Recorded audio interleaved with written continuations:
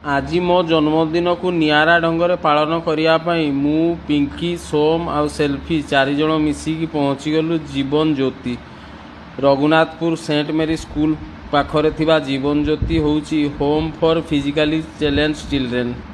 एठी विकलांग पिला माने रुहंती आ एटा गोटे सरकारी संस्था।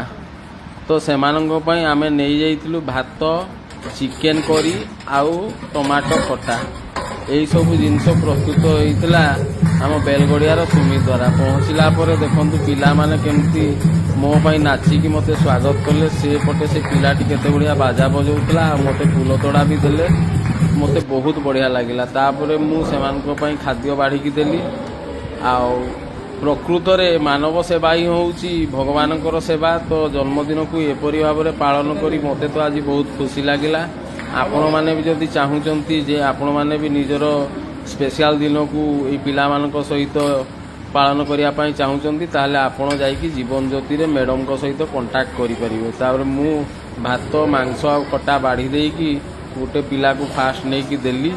तापर आमर पिंकी मैडम मध्य गोटे पिला को बाढ़ी की देले। तापरे आमे सेटारे अपेक्षा कलु पिला माने सब खाई सारले। पिला मानक आमे पचारिकी बुझिलु से माने हमको थैंक यू कहले। तापर आमे आसिलु।